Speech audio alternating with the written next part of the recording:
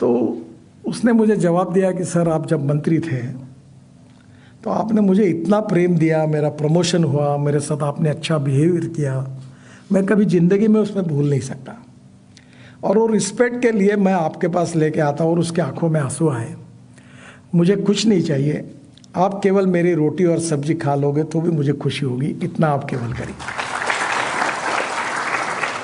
तब मैंने उसको कभी नहीं रोका। अभी भी मैं सोलापुर जाता हूँ, अभी वो रिटायर्ड हो गया है, फिर भी मेरे लिए वो कभी ट्रेन से आता हूँ तो अभी हवाई जहाज में गया तो भी आता था।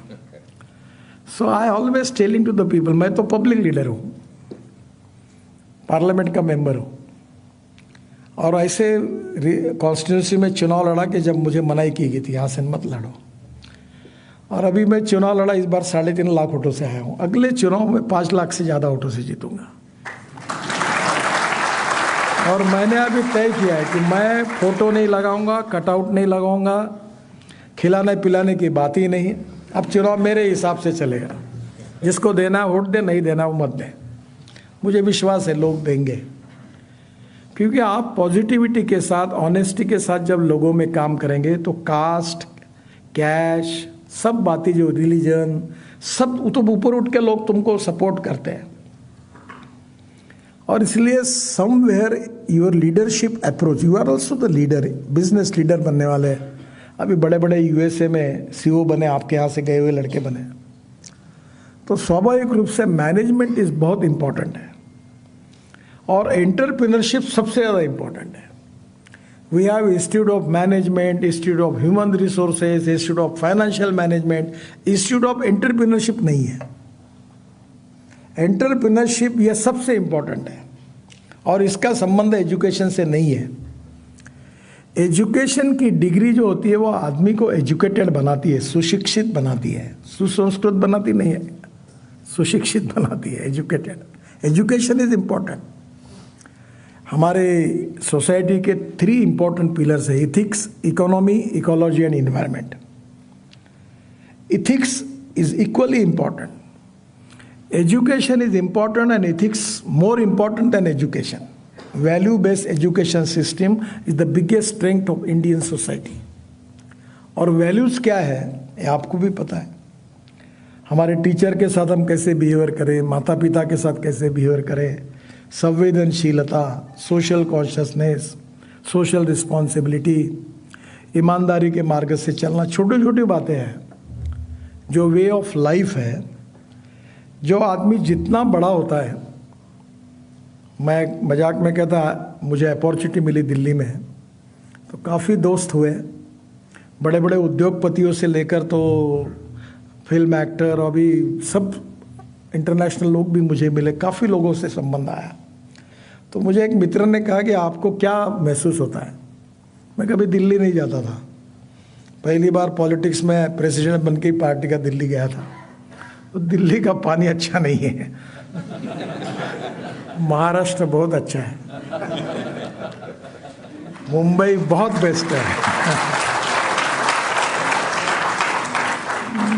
दिल्ली में बड़ा होशियारी से काम करते हैं लोग। अब होशियारी का शब्द अर्थ आप एग्जैक्ट समझ लो। तो मैंने उनको बताया था कि जिन लोगों को मैं बहुत बड़ा समझ रहा था, उनके नज़दीक जाने के बाद मुझे महसूस हुआ कि मैं जितना बड़ा समझ रहा था उतना वो बड़े नहीं है, बहुत छोटे हैं। और मैं जिनको बहुत छोटा समझ रहा था, उन लोगों के नज़दीक जाने के बाद मुझे पता चला कि वो बहुत बड़े हैं। और ये मैंने अपने जीवन में एक्सपीरियंस किया। मैं पॉलिटिक्स में हूँ तो राजनीति में चुनाव होते ही है। तो हमारे यहाँ नागपुर में ट्राइबल सेक्टर में वो पारधी समाज की एक महिला थी।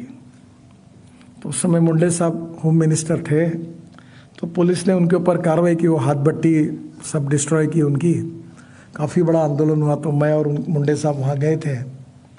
बाद में वो जो हाथ भट्टी चलाने वाली महिला थी हमारी पार्टी में आई, तो मैं एक जिला परिषद में छोड़ दिया धंधा वो। तो उसको मैंने अचानक कहा कि आप चुनाव लड़ो जिला परिषद का, हम आपको टिकट देंगे। और मैंने उनके तुरंत 5,000 रुपये लेके उनको दिए, तब चुनाव था जिला परिषद का, कि आप काम की शुरुआत कर दो। और बाद में जब टिकट बांटने की बात आई तो सब लोगों ने मुझे कहा कि ये इसकी कम्युनिटी बहुत माइनॉरिटी में है, ये चुनाव नहीं जीत पाएगी, और वहाँ तो ट्राइबल में से दूसरे कम्युनिटी जो मेजोरिटी उनको टिकट देना चाहिए, नहीं तो हारेंगे, इसके ऊपर आपकी इच्छा। मेरे लिए कोई नहीं बोल रहा था, पर सब ने मुझे कहा कि ये उचित नहीं होगा, तो मुझे बड़ा धर्म संकट आया कि अब क्या करना। तो मैंने 5,000 रुपये भी दिए थे और प्रॉमिस भी दे दिया था, और वैसे चाहता तो मैं टिकट दे सकता था, मेरे लिए कोई विरोध नहीं कर रहे थे, पर मुझे वो ठीक नहीं लगा।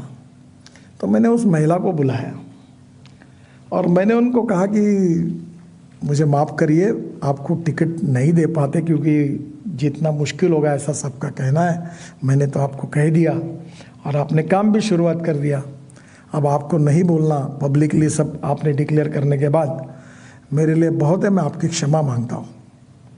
उसने कहा भाऊ क्षमा क्या मांगते हो, उसकी क्या है, कोई ज़रूरत नहीं, आप जो भी उम्मीदवार देंगे उसका मैं काम करूँगी। और झट उसने पर्स में से पैसे निकाले, कहा कि 3 दिन मैंने गाड़ी लगाई थी, ये 1800 रुपये खर्चा हुए, बाकी पैसे ये आप वापस लो और जो भी उम्मीदवार होगा उसका मैं काम करूँगी। और तुरंत हंसते हुए वो चली गई और उसने उसका काम किया। अब मैं इतना राजनीति में कि जब टिकट नहीं मिलता तो कैसे लोग नाराज़ होते, घर के बाहर निकाल देते, गालियाँ देते, उसका मैंने बहुत अनुभव लिया है। तब मुझे लगा कि ये इसके ऊपर ना एजुकेशन है ना संस्कार है, इसने कितना अच्छा व्यवहार किया।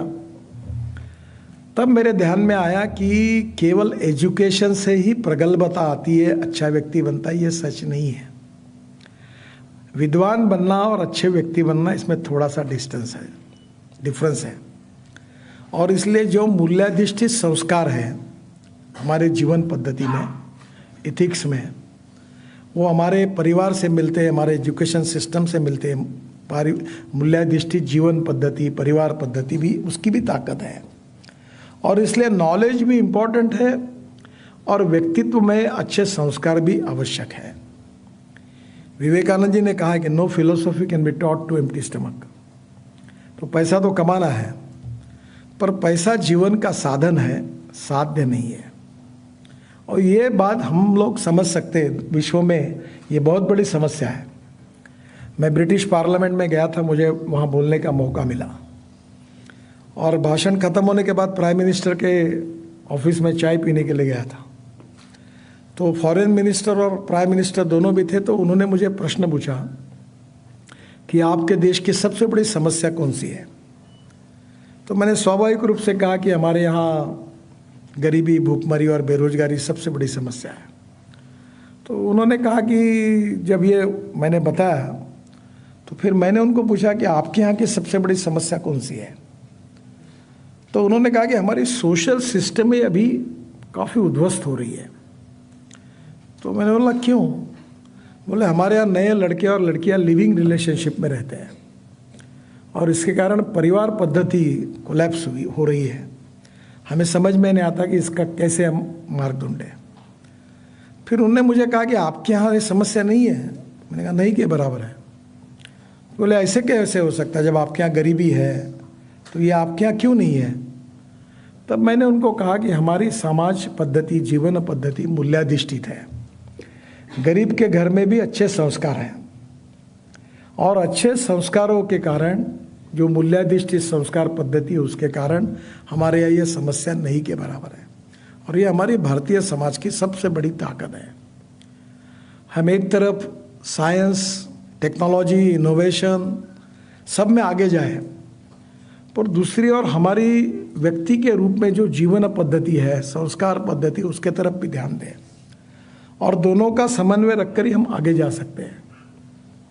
मुझे बहुत खुशी है कि आज स्टार्टअप में हमने बहुत प्रगति की। मैं अभी चौधरी साहब को बता रहा था और उसमें मेजॉरिटी IIT के। मैं ई-व्हीकल, मेरा एक संकल्प है, बहुत कठिन है वो, बहुत कठिन है इसलिए कि मैं तो कहता हूँ कि एक दिन करना ही है, जल्दी करना है। वो है कि पेट्रोल डीजल को देश से हद्दपार करना है। मैं e-vehicle, ethanol, methanol, biodiesel, bio LNG, bio CNG, इस पर बहुत काम करता हूँ और मेरा ये मान्यता है कि diversification of agriculture towards energy and power sector, हमारा किसान अन्नदाता के साथ ऊर्जादाता बने। और मैं आज आया हूँ वो आपके सामने भी कुछ प्रॉब्लम रखकर जिसका सोल्यूशन आप जरूर निकालोगे। और वो यही है कि हमारे देश में 16 लाख करोड़ का इंपोर्ट है फॉसिल फ्यूल का, और जैसे इकोलॉजी एंड इन्वायरमेंट में pollution is big concern, water pollution, air pollution, sound pollution, तीनों हमारे लिए गंभीर प्रश्न है। और इसलिए मैं ये मानता हूँ कि ये हमारे देश में हमारी ऊर्जा, हम ऊर्जा को इंपोर्ट करने वाले हैं, एनर्जी को, हम एनर्जी को एक्सपोर्ट करने वाला देश बने। आत्मनिर्भर भारत बनाने का जो प्रधानमंत्री जी का सपना है, उसमें सबसे बड़ा चैलेंज आप लोगों के लिए है, वो ये है कि इंपोर्ट को कम करना है, एक्सपोर्ट को बढ़ाना है। और जो हमारा रिसर्च है वो नीड बेस्ड रिसर्च होना चाहिए। रॉ मटेरियल अवेलेबिलिटी क्या है उसके बेस पर रिसर्च होना चाहिए। हमारे रिसर्च में region wise, district wise, state wise अलग अलग है। एग्रीकल्चर में कौन सा वेस्ट प्रोडक्ट है, उसमें अलग अलग प्रकार के रिसर्च है। मैं 7-8 साल पहले मैं नागपुर से हूँ, तो हमने तय किया था कि हमारा जो सीवेज वाटर है उसको रिसाइकलिंग करके हम बेचें। और जब मैंने, हमारा मेयर जो थे वो मैथमेटिक्स के प्रोफेसर थे, अनिल सोले करके, तो उनको मैंने कहा कि ये टॉयलेट का पानी साफ करके हम बेचेंगे। तो बोला यार तुम कुछ भी फंडा लाते, खोल लेगा ये। मैंने बोला ये होगा।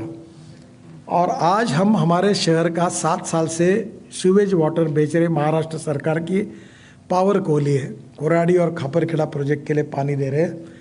आपको आश्चर्य होगा, हमको 325 करोड़ रुपए साल के मिलते।